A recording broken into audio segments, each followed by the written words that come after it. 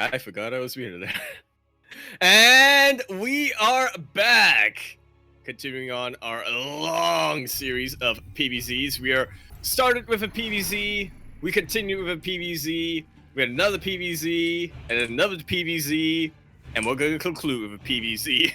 One that we've kind of already seen, but yeah, we'll see how it actually plays out overall as we get to our grand finals. We're here in the top right-hand corner map, starting all the way to the top right-hand corner.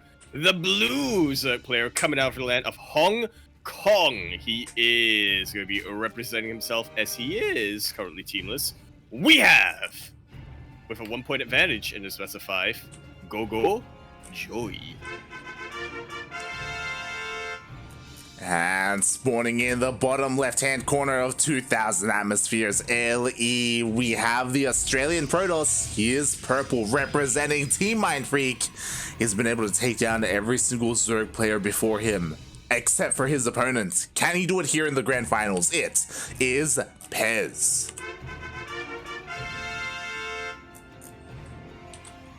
Little bit of a fun fact for you here, Light. Both of these players have, they kind of have titles on the line. Ish, kind of. Not really. No, What? Never mind. Forget what I said. GogojOey is looking to get his 5th consecutive Grand Platypus Open, 16th overall. Pezz is the only non-Zerg player to win more than one Grand Platypus Open. Ooh. He is looking to get his 4th. There you go. There you go. Can Pezz do it? That is the question. Meanwhile, a bit of a reminder, we are so awful at plugging this in our tournaments. We will try and be better. We will try and do better. But if you're in the chat and if you want to help support this tournament, ! Matcherino in the chat and use code GPO70 to add $1 for free. Yes. These players definitely are gonna appreciate it. It gets contributed directly to the prize pool. So it's our finalists. Our 2 finalists are going to be the ones who benefit from it the most. That's GPO70 to add $1 to the prize pool at no cost of your own. But if you do want to add cost of your own, feel free to do so.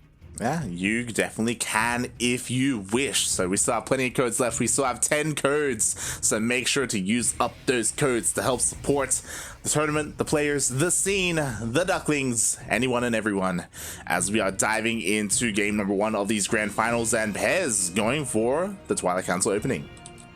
Ooh, I'm hoping it's Dark Shrine behind this, really start switching things up. But yeah, this is, I would say, not what I expected, at least to start off the series, right? Coming up from Pezz. Usually saves us for the middle of the series.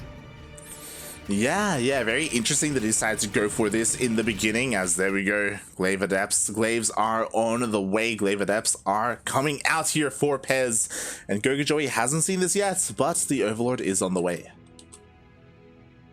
I should be able to suss that out. See if it's gonna get there. It's a lot of air to travel here for an Overlord going so slowly. The Stalker keeps chipping away at it. It keeps on chipping and it keeps on chipping. And GogojOey should not be able to see that. He does not. The Overlord goes down, but I'm sure GogojOey is very suspicious of what just happened, right? Hey, you really didn't want me to get into the main base. There is no Oracle. There's no Void Ray. It has to be a Twilight Council opening, but what is it? Is it Glaive Adepts? Is it DTs? Could be anything. Is it going to be Zealot Charge? Is it going to be a 4-gate charge? Yeah. Which a lot of Zerg players wouldn't suspect, but GogojOey has played against Beast Orc a lot, so it's at the back of his mind at least. Exactly. He's got plenty of practice against it here. And Pezz does move out a little bit with his Adepts, is looking to establish this 3rd base. And GogojOey is getting ready for the Glaive Adepts. We got Lings coming out, we got Roaches, we even have a couple of extra spores, 1 spore in each base, just because, again, he's not really certain of what is coming his way. Yeah, it could be DTs and he'll need that detection. It could still be Oracles, and Pezz was just banking them up. And he needed an anti-air. Regardless, he's staying safe. Yeah, and this is very uncommitted by Pezz, by the way. Like, sure, there are adepts, but he delayed his robo for a faster third base, and as a result, like, he doesn't have a War Prism. He's just kind of dipping his toes in with his adepts, not really committing whatsoever. Sorting himself a little bit on the map here, making sure that GogojOey doesn't try to delay or deny that third base, and just like that, he's already got it up. He's already going to work to saturate it. This is Pezz's happy place. Yeah, exactly. Meanwhile, we have a massive wave of links here for GogojOey. They're going to be coming across the map. I mean, we still have plenty of adepts here. Nice SimCity, shield batteries as well. Like, these links shouldn't do too much. I like that he tested that out with Shade, by the way. Nicely like, snuggled in between them all.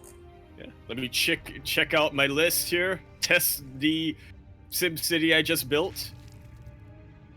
Glaive check. Or adept check. Yep. Yeah, there you go. Checks out. Didn't even have to move my adepts there. Just use a Shade. Exactly. Meanwhile, the Lings are trying to dip in. They don't do too much here. GogojOey trying to go for some multi-prong, but in the end, the defenses of Pezz are just too goddamn good. And Pezz does push him away. Yeah, GogojOey definitely doesn't want to try to tangle with that. Pezz being a little bit vigilant here, trying to shave off as many Lings as he can before he pushes out. Very defensive right now. Like, he's very concerned about keeping this third base up and running, and I'm curious to see what the follow-up is going to be, because we don't see a robo. We see a couple more immortals. We have plenty of sentries. More gateways are being, oh my god, even more gates are being thrown down. Oh boy. I kind of want to say we're going to see Pezz get Blink and then transition to a full Stalker Immortal kind of scenario, but he is not making nothing but adepts here and sentries. Exactly. He needs to move out soon because GogojOey is being a little bit greedy here. The fourth base is on the way, which is normal, but what's not normal, we saw this before, Infestation Pit was thrown down. I can't wait for the Ultralisk to come into play. I don't know if the game is going to last that long because these 6 gateways are just finishing up, but ooh, GogojOey, he sees everything. He knows how committed Pezz is about to be. He knows that he cannot drone up. He needs to make as much army as possible. And make army he does. A ton of Lings are on the way. Oh yeah, exactly. Meanwhile, there's nothing here at home to defend. The Lings are going to get into the third base. Best case scenario for GogojOey. He's going to force Pezz into an all-in that he cannot win. Force fields are going down. A lot of the adepts are starting to get shaved off, but the Immortals are still alive, and that is really the backbone of this army, of this Protoss army. Oh my god, but the Biles, they keep connecting with the adepts. A lot of them go down, but we do have a couple of adepts coming in to help reinforce this army. The Immortals are still alive. Meanwhile, the third base is going to go down, but can Pezz break the third of GogojOey? And that is Pezz going 150% all in. The sentries are being taken out. Ooh. No more force fields left. GG is called. GogojOey takes it to the match point. GG, and that was a really unfortunate timing for Pezz, where the Lings hit the third base, and because there was nothing there, like, Pezz was forced to all in. Like, I'm sure he didn't want to. +1 was still on the way. Like, I'm sure he wanted to maybe dip in, do a little bit of damage, and then transition out, or keep the game going, but his hand was forced. Yeah, Pezz definitely played that out a bit more aggressive than we would have really expected, but this is Pezz we're talking about. He got that third base very, very early on. He was hoping more than anything that once the engagements were going against his favor, he could just back away or recall, and he'd still have a very nice economic safety net behind him there. But GogojOey, he likes to cut holes. He does. My god. I just imagine GogojOey like sabotaging a trapeze. Pezz is like a gymnast. Or not a gymnast, what did you call it? The flying, whatchamacallit? Acrobat, there we go. There you go. They can both work, but yeah. Flying whatchamacallit works? Alright. Shaking my head, Yaku. Shaking my head. Oh god, but here we go. As a reminder, GogojOey, our player here, he already started with an advantage in this series, and now this could be the last game of the finals. Very much could be. It could be the last game, but I gotta be honest, like, all these PvZs are molding together. To me, it's just been one very long PvZ. But we are going to be continuing our match here on Jagannatha KBBLE. We're in the top right-hand corner map, spawning all the way in the top right-hand corner. The blue player coming down from the land of Hong Kong. He is straight up the best player from Hong Kong. He is not the Kong from Hong Kong, nor the Hong Kong Kong. But he is the Hong Kong King Kong, question mark. He is GogojOey. And spawning in the bottom left-hand corner of Jagannatha LE, we have the Australian Protoss. He is purple, representing Team Mind Freak. Currently down 0-2 in this best of 5. He needs to bring it back here and now. It is Pezz.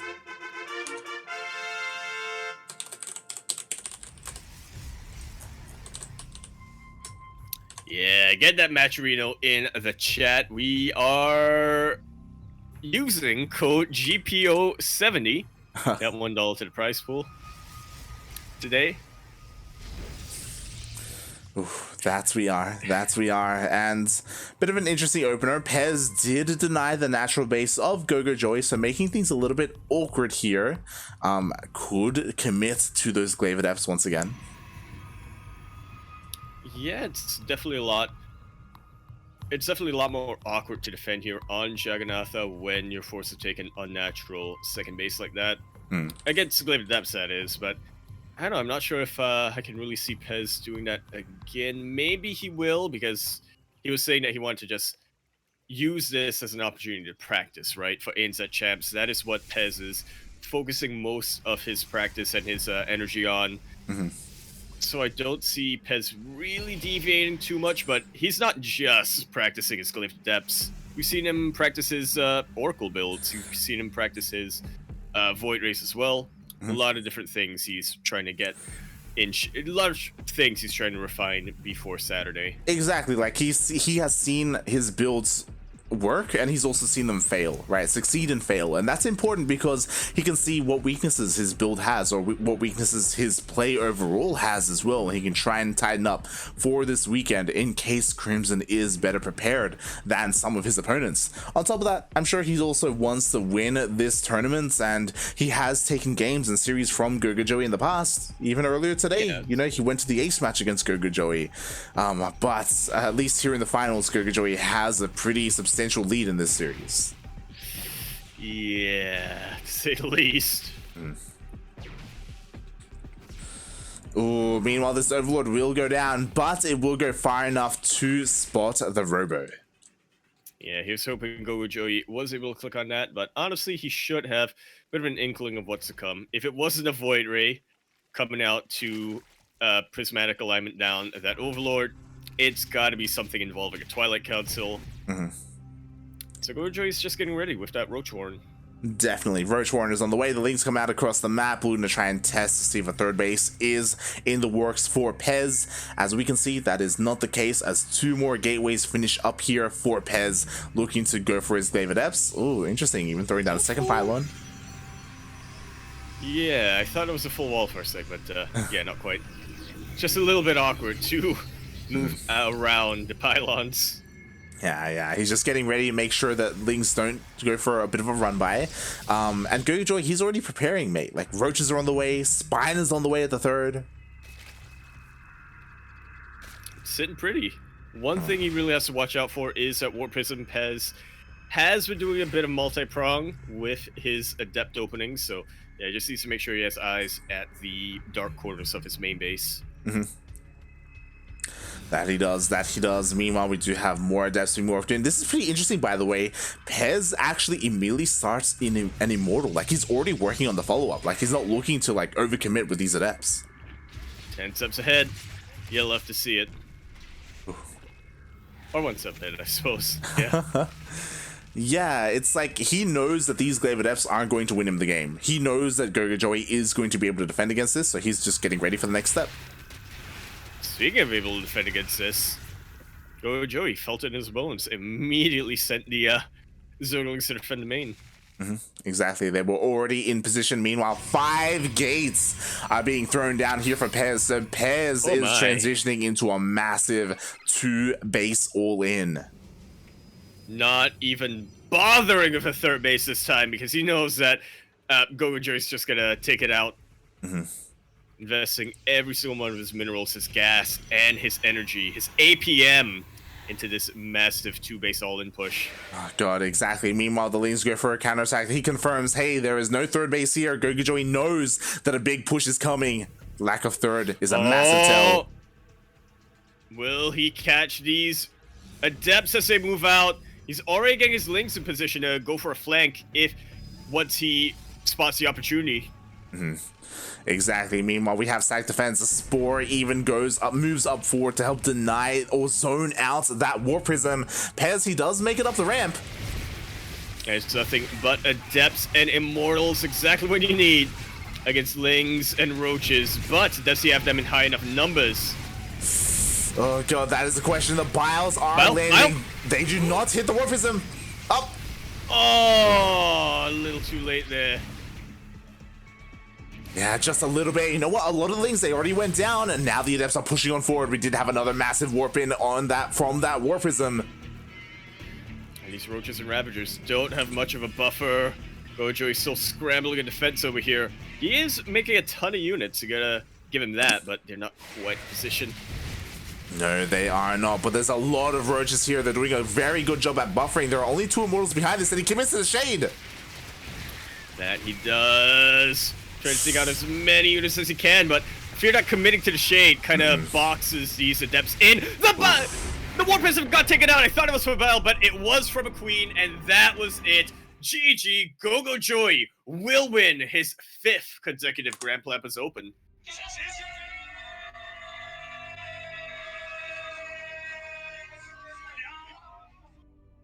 Very well played. That marks his 16th championship overall. And if he wins one more light, that puts him on par with Demi. Yeah, exactly. Congratulations, GogojOey. He is able to close it out there. Again, beautiful target fire, focus fire with those Queens being able to take down that War Prism. Unfortunately, as soon as that happened, that was it. Pezz was out of it. And yeah, very interesting choice that he did commit to the Shade. At the same time, he had to do something, right? Like, he couldn't brute force his way through the front door because there were just so many Roaches from GogojOey. Like, he was just so ready for that attack. He absolutely was, but hoping that Pezz does get something out of it. Well, as a finalist, he will get a little bit of a prize pool, but more importantly, I feel like he will be able to get some practice out of it at the very least.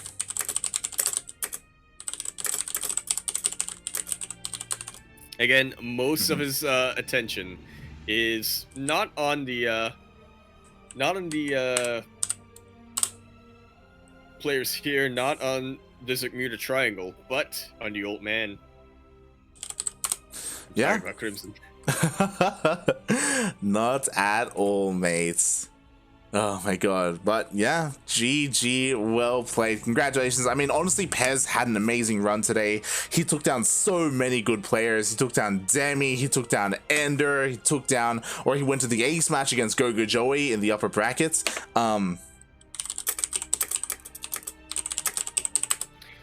Yeah, and honestly, whatchamacallit, I feel like already that's very impressive. Again, Pezz is in some of the best form that I've ever seen him. I think a lot of it is just based on the fact that ANZ Champs is going on right now. He has been practicing a lot. There's some motivation for him over there. But yeah, taking out Demi is no laughing matter. I mean, back just a year ago, these two were a lot more back and forth. Demi definitely had the upper hand, or generally had the upper hand. Yeah. Things are definitely looking up. I would not be surprised at all if Pezz is able to make it to the finals of ANZ Champs and potentially take it all. I'm worried about his PBT, but yeah, that's probably the biggest thing. Likewise. So for those wondering, we're talking about ANZ Champs. That is going to be this weekend. Pezz is in the playoffs, and his first round is against Crimson, a Zerg player. And after what we've seen today, I think Pezz, he's ready for him. Like, Yeah. he is. Oh yeah. I think at this point, Pezz, he should start working on his PBT. Because in the next round, after he takes down Crimson, he will most likely go up against Azure. And that's going to be a very tough opponent. Pezz needs to make sure his PBT is on point, which, to be fair, Pezz looked very strong against Piglets in the group stage. He did. But Azure, he is a little bit more of a terrifying player. Azure, just like Pezz, also went 5-1 in his group, was looking so solid in his group in ANZ Champs. Azure straight up topped his group. Yeah. Which I think most people were expecting Azure to be second or third place.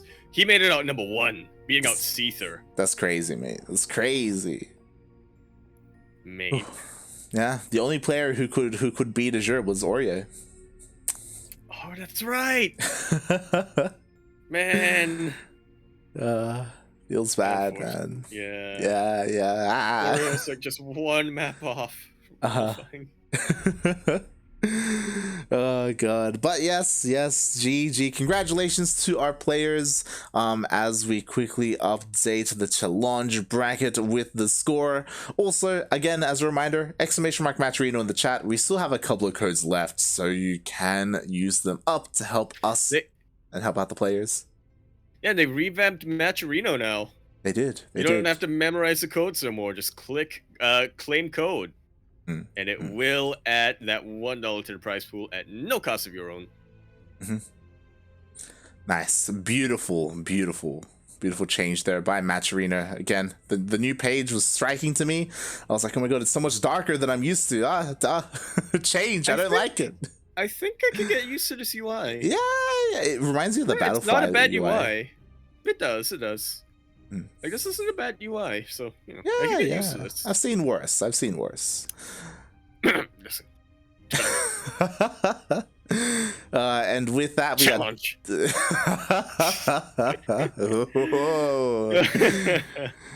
And with that, we are done for the day. Yaku, why don't you tell the people where can they find you? Are you going to be streaming at some point in the near future?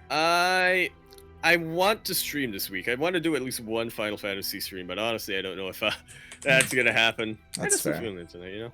Yeah. I would stream it if Kuro wakes up at like 4 a.m. her time. That's a good time for me to stream. But yeah. I guess I could just record it and then like look, I'll figure something out. Alright. That's fair. Something out there, but other than that, I'm gonna be crying in the shower because I need to figure out how to draw for my final class coming up next week. But if I do decide to stream, that's on twitch.tv at Yakuzaku1. I'll announce when I stream over at twitter.com at @Yakuzaku, or if I forget, !Discord in the chat, Cranky Ducklings Discord server. That's where I'm at. That's where a bot will announce that I'm streaming. That's so useful, honestly. And you can find the other Cranky Ducklings, like Kuro, and all the rest. Yeah, exactly. You can also follow me at @light_VIP on Twitch and Twitter. I do stream occasionally throughout the week. Tomorrow, I'm most likely going to stream either a ladder session or some more Final Fantasy, as we do here outside of the Cranky Ducklings, or with the other Cranky Ducklings, I should say. And you can also follow us on the social medias, Twitter, Facebook, Instagram, all that good stuff for all things Cranky Ducklings. And even though it isn't on the schedule right now, as I quickly change the scene, our next broadcast is going to be in 9 hours. We will be live with Executor Playoffs, day number 4. Oh boy, I'm going to be casting that with I'm going to be casting that with Darking. We're going to start things off. I believe only 2 series, 2 best of 5s tomorrow. It is going to be the Zerglord versus hold on.